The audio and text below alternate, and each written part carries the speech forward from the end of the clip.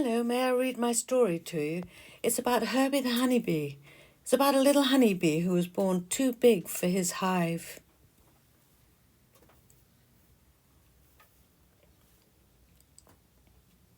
Once upon a time there was a beautiful beehive. It sat in a garden next to a meadow full of wild flowers. Well, in this beehive there lived thousands of buzzing bees, all going about their business of making delicious honey. All the bees were ruled over by Rosanna, a beautiful queen bee. Well, okay, she might not be everyone's idea of beautiful, but to her huge family of bees she was their all. They would protect her with their lives. Her every wish was granted. She was groomed and pampered by her nurses. Her attendants happily brushed her wings with a soft sable brush and massaged her arms, legs, and toes because it was something she loved. You see, she played a very important role in the hive, being well able to lay 2,000 eggs a day if she wished to. However, at the moment, her stock of honey was a little too low, so she was laying around 200 eggs each day. This would mean all her family would have enough honey to eat during hibernation and the cold winter months. She wore a crown made of wax. She didn't need to wear one. Everyone knew who she was, but she liked it, so she wore it because it made her feel pretty. It was early morning and she was happily laying her 200 eggs when suddenly she felt something wasn't quite right. And then, to her dismay, an egg became stuck.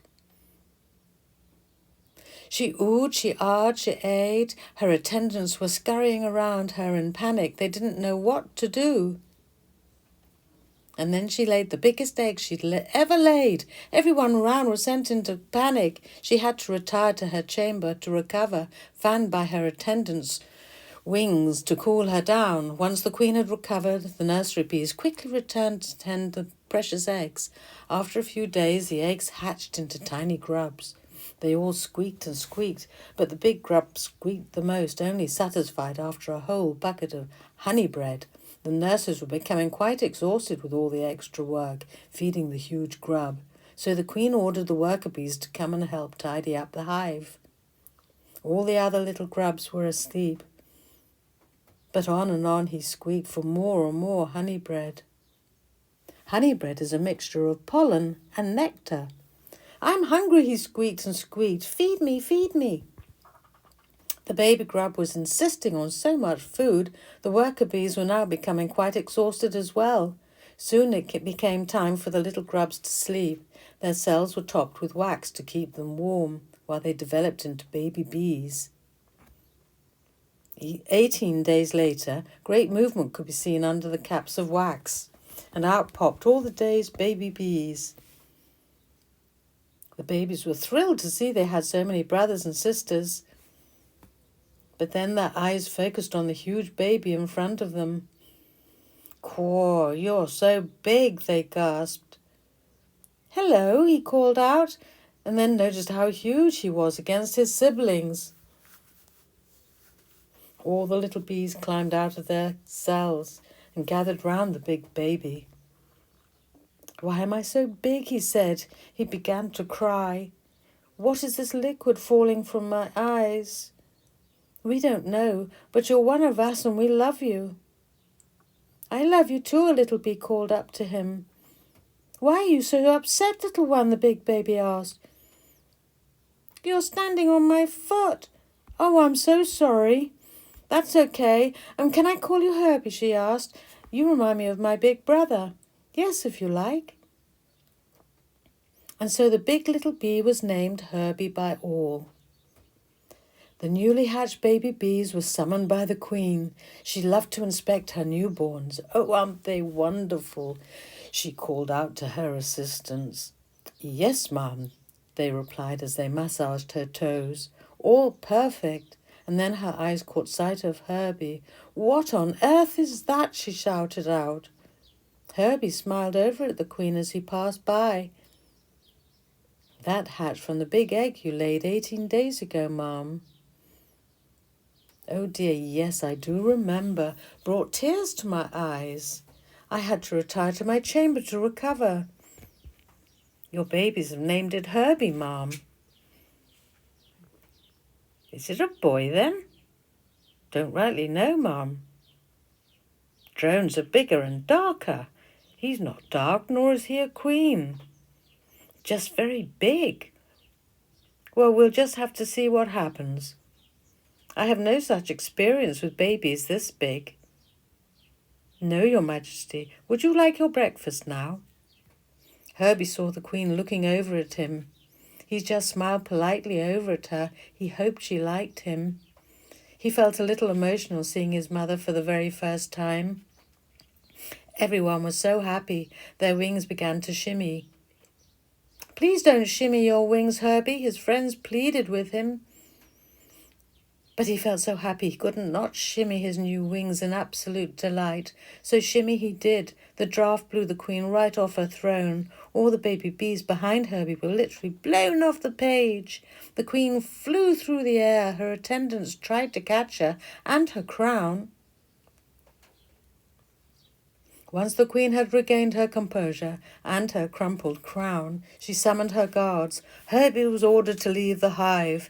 "Oh no, I'm so sorry," he cried. "I didn't mean to blow you off your throne, but it looks so cold out there. Oh no, I'm sorry," he cried and cried and cried and cried. His friends noticed he was growing bigger by the second. "Oh no," they cried out. "He'll soon be too big to leave the hive, imprisoned forever." They yelled out for help. Everyone rallied round. They pushed, they pulled, they even jumped on top of him. Slowly he squashed down enough to get his head and shoulders through, and then he saw for the very first time the beautiful world outside the hive. The returning bees were quite panicked to see such a huge bee coming out of their hive. "Oh, wow," he gasped at all the beautiful colours in the garden. Hypnotized him. This isn't so bad. A strong scent of pollen and nectar filled his lungs. "Wow, come on out," he shouted back to his siblings. "Let's go and collect some pollen and nectar for our queen." He pulled hard on the narrow ledge. His friends in the hive pushed as hard as they could, and he popped out into the big wide world. The baby bees thought they were in heaven as they all confidently flew over the meadow, following Herbie. Some of his friends remained on the ledge, still trying to get their breath back.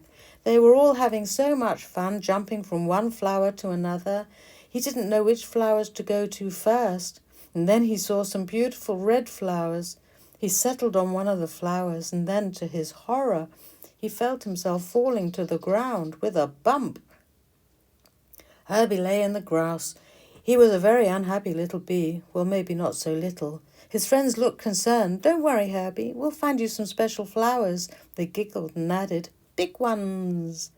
"Don't worry about me," he called back. "I'm going exploring to find my own flowers."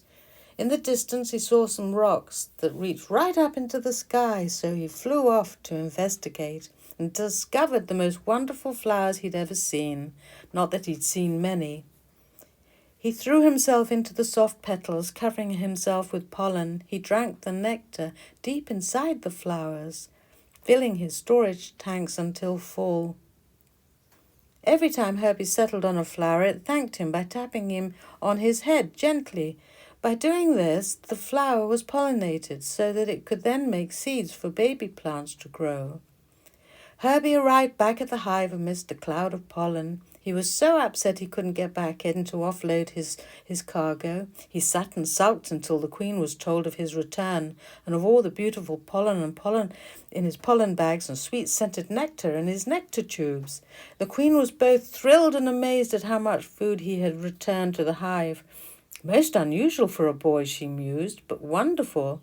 She sent her best groomers to clean him up and put the precious cargo in the hive. He took 4 of his best friends back to the rich pollen flowers. It was far too far for them to fly, so he carried them on his back.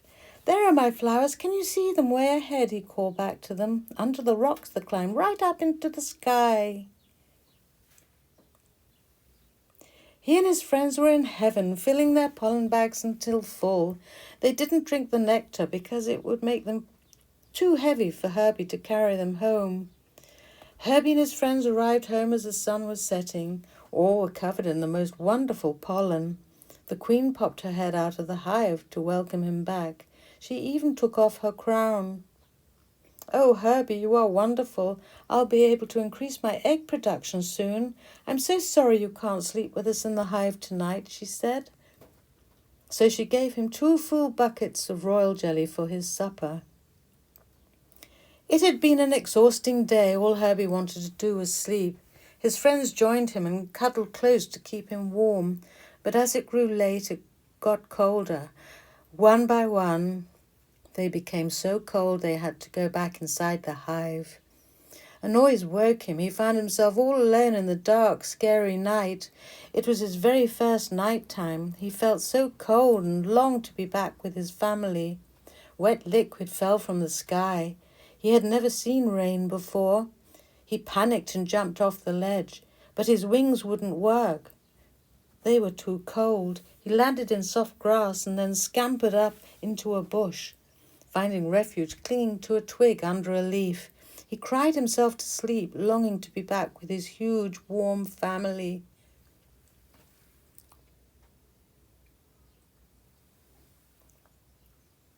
Rays of sparkling morning sun filtered through the bush. They woke him up. It had stopped raining. He yawned and began to look around.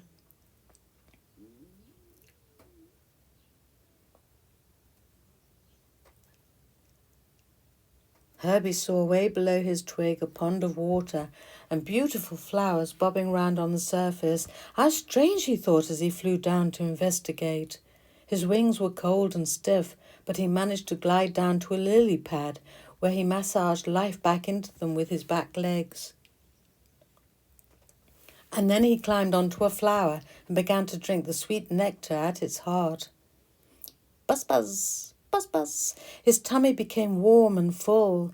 Buzz, buzz, buzz, buzz, buzz, buzz, buzz. He pushed the wonderful pollen into his pollen bags. Buzz, buzz, buzz, buzz. A little bee flew down to the lily flower. "Good morning, Herbie," he shouted out, nearly knocking him off his flower. You'd never guess what happened earlier this morning. A white monster attacked the hive. It banged, it scraped, it shook, and shook the hive. The queen couldn't dispatch the guards because it was too cold. We were in fear of our lives, and the hive shivered and shook. When the sun rose, the guards went out and fought it off, but by then the monster had made a big hole in the side of the hive. I think the hole is big enough for you to go through. You could live in it as your bedroom. Maybe if we ask the queen nicely, she'd keep it open for you. Come with me, I'll show you. They both flew back home to the hive.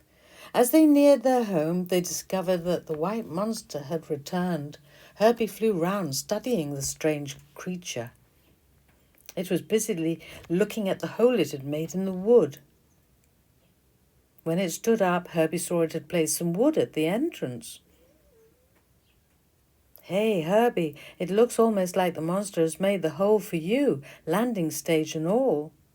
"How wonderful. You were right, you know. This could be my bedroom." The white monster left, chased by the guards who were pointing their stingers at it threateningly. "Oh, yes, we are safe," he called out. "The monster is leaving." "Let's go and see our new hole, Herbie," the little bee called out.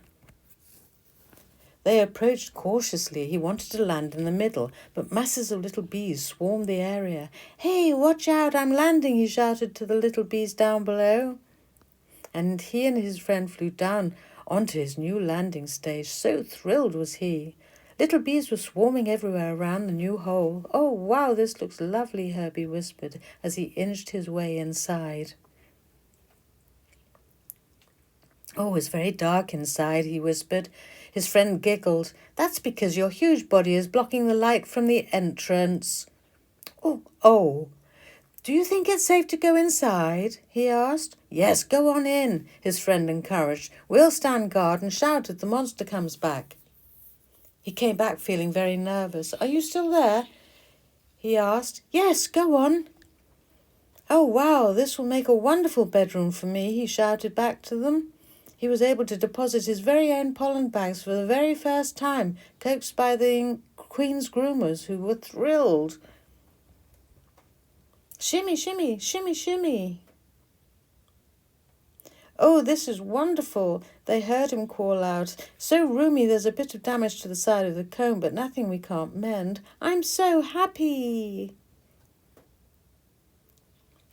The white monster was actually a lady beekeeper.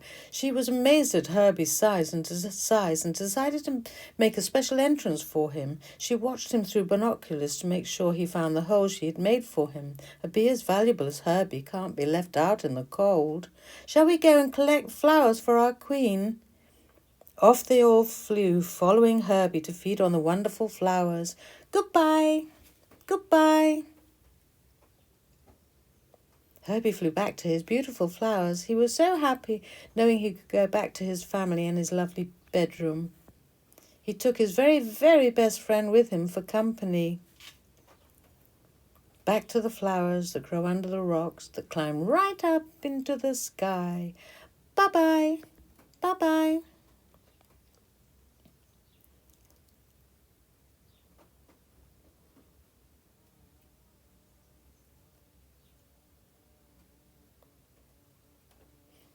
Please support your honeybees by planting lots of flowers and bushes